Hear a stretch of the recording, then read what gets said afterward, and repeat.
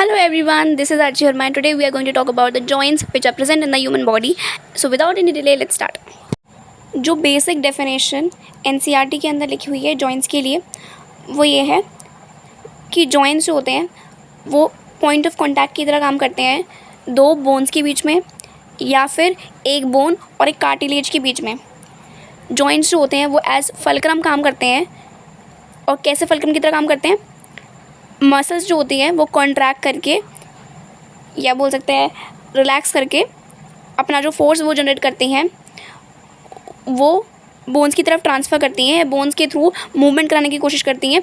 और बीच में जो अपना जॉइंट होता है वो एज मीडियम काम करता है या फिर एज मीडिएटर काम करता है और इसको हम फल्क्रम भी बोल सकते हैं। जैसे हम नॉर्मल देखते हैं ना, लिवर पुली वाला सिस्टम जो होता है उसमें फल्क्रम क्या होता है कि वो मूवमेंट कराने में मदद करता है, ये चीज़ें ट्रांसफ़र मतलब जो फोर्स जनरेट होता है उसको ट्रांसफ़र करने में मदद करता है। तो वैसे ही यहाँ पे जब हम एक सीसॉ देखते हैं, एग्जाम्पल के तौर पे ले लेते हैं, तो सीसॉ ले लेते हैं। एक सीसॉ के अंदर एक साइड पे मान लेते हैं हमने वेट रखा हुआ है और बीच में जो होता है वो और बीच वाला जो फल्क्रम होता है या फिर जो बीच वाला सीसॉ होता है ना, तो सीसॉ में जो बीच वाला पोर्शन होता है जहाँ जिसके अराउंड सीसॉ मूव कर रहा होता है, ठीक है, तो उस पर्टिकुलर पॉइंट को हम फल्क्रम की तरह मान लेते हैं या जो भी चीज़ रखी है उसको हम फल्क्रम की तरह मान लेते हैं। तो यहाँ पे भी सेम वही चीज़ हमें माननी है कि मसल्स जो भी फोर्स जनरेट कर रही है वो फोर्स बोन्स तक पहुँचाना ताकि वो मूवमेंट में या फिर बोल सकते हैं लोकोमोशन में काम कर सके या फिर लोकोमोशन में मूव कर सके या मूवमेंट दिखा सके बोन्स।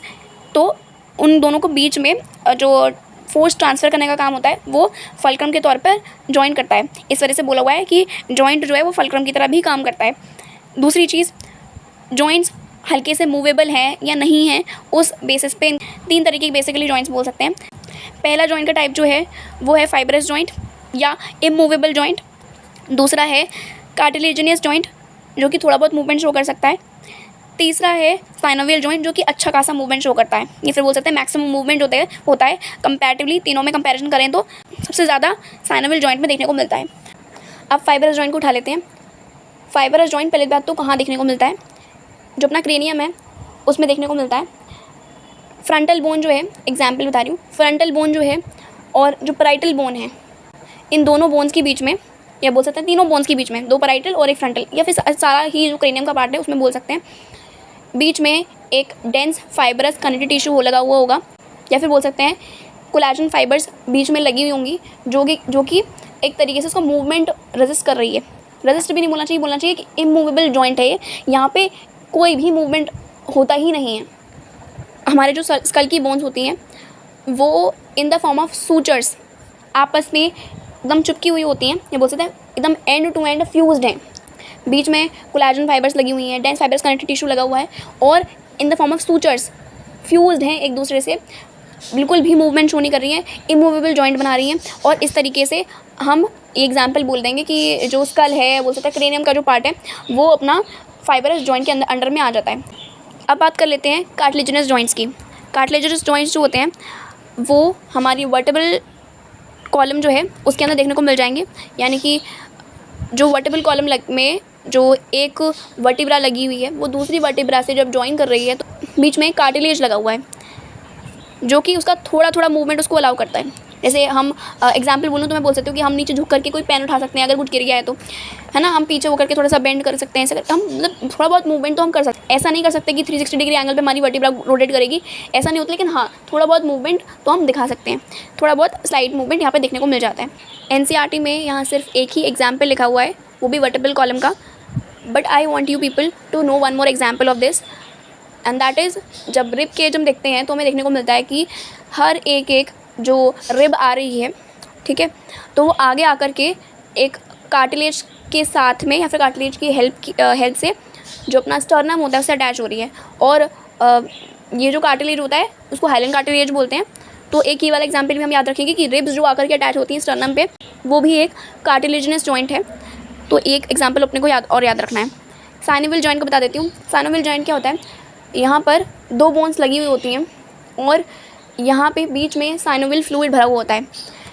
अच्छे से बताऊँ और अच्छे से तो ये बोल सकते हैं कि दो बोन्स हैं, उनके बीच में आर्टिकुलेटिंग मेम्ब्रेन के अंदर साइनोवियल फ्लूइड होगा जो कि मूवमेंट को और अच्छा करने में मदद करेगा।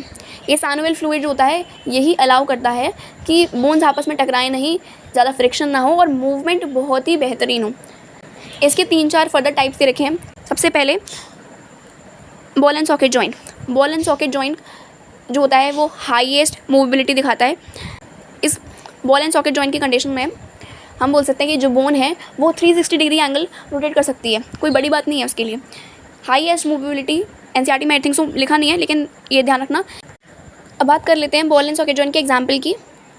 इसके एग्जाम्पल में हमारा जो पेक्टोरल गर्डल है और जो पेल्विक गर्डल है ना, पेक्टोरल गर्डल जब अटैचमेंट रखता है ह्यूमरस के साथ में तो जो मूवमेंट होता है वो बॉल एंड सॉकेट जॉइंट के अंदर में आ जाएगा। और दूसरा जो पेल्विक गर्डल है उसमें जो फीमर है वो लगी हुई है और ये भी जो है एग्जाम्पल बनाएगा बॉल एंड सॉकेट जॉइंट का। नेक्स्ट सेकंड साइनोवियल जॉइंट के बारे में बात कर लेते हैं। वो आ जाएगा हिंज जॉइंट। हिंज जॉइंट का मतलब क्या होता है, ऐसे हम गेट में दिखते हैं, एक कोई डोर लगा है तो डोर क्या होता है एक ही डायरेक्शन में ओपन हो सकता है लेकिन दूसरी डायरेक्शन में जा नहीं पाता, रेजिस्ट करता है। वही सेम एग्जाम्पल आ जाओ अपने हाथ में, ये जो ह्यूमरस लगी हुई है और ये जो रेडियस अल्ना लगी हुई है, यहाँ पे देख लो अपना जो हमारा जो एल्बो जॉइंट है, बेसिकली वो बोलना चाहिए, जो एल्बो जॉइंट है ये भी हिंज जॉइंट का एग्जाम्पल में आ जाएगा। और एक और बात ध्यान रखनी है कि जो हिंज जॉइंट जो एल्बो बनाती है इसमें 3 बोन्स इन्वॉल्व होती हैं, रेडियस, अल्ना और ह्यूमरस। ये तीनों बोन्स जो यहाँ पे इन्वॉल्व होती हैं हिंज जॉइंट बनाने के लिए एल्बो के केस के अंदर। लेकिन यही सेम एग्जाम्पल जब हम लेकर के जाएंगे अपने नी के लिए तो यहाँ पे ऐसा कुछ देखने को नहीं मिलेगा। यहाँ पे क्या देखने को मिला, मतलब होगा तो जॉइंट यहाँ पे हिंज जॉइंट, लेकिन यहाँ पे 3 बोन्स इन्वॉल्व नहीं होंगी, 2 बोन्स ही इन्वॉल्व होंगी। कौन कौन सी इन्वॉल्व होगी हिंज जॉइंट बनाने के लिए? In the case of knee femur involve होगी और अपनी टिबिया इन्वॉल्व होगी। फिबुला यहाँ पे इन्वॉल्व नहीं होती है, ये बात हमेशा ध्यान रखना। अगर पूछते हैं क्वेश्चन तो हम बोलेंगे कि हिंज जॉइंट के अंदर अगर वो एल्बो में बन रहा है तो वो यहाँ पे तीनों बोन्स इन्वॉल्व होंगी, लेकिन अगर वो हम बात करते हैं नी के बारे में तो नी में यहाँ पे सिर्फ 2 बोन इन्वॉल्व होती हैं, फीमर और दूसरी टिबिया। फिबुला कभी भी इन्वॉल्व नहीं होती। अब बात कर लेते हैं पाइवट जॉइंट के बारे में। पाइवट जॉइंट जो होता है वो हमारी एटलस और एक्सेस में होता है प्रेजेंट, मतलब उन दोनों के बीच में होता है। अब एटलस और एक्सेस होती है, हमारा जो वर्टिब्रल कॉलम होता है उसमें जो फर्स्ट वर्टिब्रा है उसका नाम रखा गया है एटलस और जो सेकंड वर्टिब्रा है उसका नाम रखा गया है एक्सेस। तो जैसे हम बोलते हैं ना यस बोलते हैं अगर हम, ठीक है, तो ये वाला जो मूवमेंट होता है वो एटलस और स्कल के बीच में होता है जब हम यस वाला मूवमेंट बोलते हैं। लेकिन जब हम बात करते हैं नो बोलने की, जब हम नो करते हैं ना अपने हेड की हेल्प से, तो जब हम नो करते हैं तो वो जो नो वाला मूवमेंट होता है वो एटलस और एक्सेस के बीच में होता है। और एटलस और एक्सेस के बीच में यानी कि जो फर्स्ट वर्टिब्रा है और सेकंड वर्टिब्रा है इनके बीच में जो जॉइंट लगता है वो पाइवट जॉइंट है, ये अपने को ध्यान रखना होता है। अब एक और एक्स्ट्रा बता देती हूँ मैं, वो है कि जब हमारा फर्स्ट वर्टिब्रा यानी कि एटलस है और स्कल के बीच में जो यस मूवमेंट होता है ये एक पर्टिकुलर जॉइंट की वजह से होता है जो कि एनसीईआरटी में लिखा नहीं है, लेकिन मैं बता देती हूँ फिर भी। इस जॉइंट को बोलते हैं इलिप्सॉइड जॉइंट। इस जॉइंट को बोलते हैं इलिप्सॉइड जॉइंट। क्या बोलते हैं? इलिप्सॉइड जॉइंट, या फिर दूसरा नाम बता देती हूँ कॉन्डिलॉइड जॉइंट। कॉन्डिलॉइड जॉइंट, दोबारा बोल देती हूँ, इलिप्सॉइड जॉइंट या फिर कॉन्डिलॉइड जॉइंट। इलिप्सॉइड जॉइंट और कॉन्डिलॉइड जॉइंट कहाँ मिलता है, किसके बीच में मिलता है? अपने स्कल के बीच में और एटलस यानी कि जो फर्स्ट वर्टिब्रा है उसके बीच में मिलता है। याद रखना हो तो रख लेना, ये एक्स्ट्रा है। और दूसरी चीज़, दोबारा पाइवट जॉइंट के बारे में रिपीट कर देती हूँ। पाइवट जॉइंट मिलता है कहाँ देखने को? एटलस और एक्सेस के बीच में। Atlas first vertebra, axis second vertebra. Then gliding joint के बारे में आ जाते हैं। ग्लाइडिंग जॉइंट अपने को देखने को मिलता है बिटवीन द कार्पल्स। कार्पल्स क्या होती हैं? पहली बात तो जो अपनी रिस्ट की बोन्स होती हैं, है ना, जो हमारी कलाई है उस पर जो बोन्स होती हैं उनको हम कार्पल्स बोलते हैं। कार्पल्स के बीच में हमें जो जॉइंट देखने को मिलता है वो ग्लाइडिंग जॉइंट है। Same was with tarsals also, जो हमारा पैर का जो एंकल वाला पार्ट होता है ना उसमें जो हमें जॉइंट देखने को मिलता है उसको हम बोलते हैं ग्लाइडिंग जॉइंट। टार्सल्स के बीच में जो देखने को मिलता है उसको हम बोलते हैं ग्लाइडिंग जॉइंट। सैडल जॉइंट हमें कहाँ देखने को मिलता है? सैडल जॉइंट हमें जो हमारा थंब होता है ना, हमारा जो थंब है उसके कार्पल्स और मेटाकार्पल्स। देखो कार्पल्स में बता दिया कि जो रिस्ट बोन्स होती हैं ना, और जो पाम बोन्स होती हैं, ये जो 5 पाम बोन्स होती हैं हमारे हाथ में, है ना, तो पाम बोन्स के बीच में और कार्पल्स के बीच में जो जॉइंट बनता है उसको हम सैडल जॉइंट बोलते हैं। वो भी किसका? सारी फिंगर्स का नहीं, ये सिर्फ और सिर्फ थंब के, जो थंब का मेटाकार्पल और थंब का ही कार्पल होता है, उन दोनों के बीच में ही देखने को मिलता है सैडल जॉइंट। एक बार दोबारा कंसाइज कर देती हूँ सारा। फाइबरस जॉइंट स्कल में या बोल सकते हैं क्रेनियम पार्ट में जो उनकी बोन्स होती हैं वो सूचर की फॉर्म में लगी होती है, फ्यूज होती है end to end. Fibrous connective tissue या बोल सकते हैं डेंस फाइबरस कनेक्टिव टिश्यू। और फाइबर्स कौन सी लगी होंगी एग्जैक्ट बताऊँ तो कोलेजन फाइबर्स लगी होती हैं। नेक्स्ट जंप करते हैं कार्टिलेजिनस जॉइंट पे। बीच में कार्टिलेज लगा होगा, कहाँ कहाँ मिलता है, वर्टेब्रल कॉलम के जो दो वर्टेब्रास होते हैं उनके बीच में मिलता है। तीसरा साइनोवियल जॉइंट। साइनोवियल जॉइंट के फर्दर टाइप्स हैं। First ball and socket joint, जो कि हमें पेक्टोरल गर्डर और ह्यूमरस के बीच में देखने को मिलता है। सेकंड हिंज जॉइंट, जो नी जॉइंट आ जाता है, एनसीईआरटी के अकॉर्डिंग बता रही हूँ, जो कंक्लूजन बता रही हूँ लास्ट में। हिंज जॉइंट जो नी जॉइंट होता है, नी जॉइंट में अपना फीमर और अपना टिबिया आता है सिर्फ और सिर्फ। पाइवेट जॉइंट एटलस और एक्सेस के बीच में देखने को मिलता है। Gliding joint between the carpals देखने को मिलता है। सैडल जॉइंट कार्पल्स और मेटाकार्पल्स के बीच में देखने को मिलता है, वो भी सिर्फ और सिर्फ थंब की।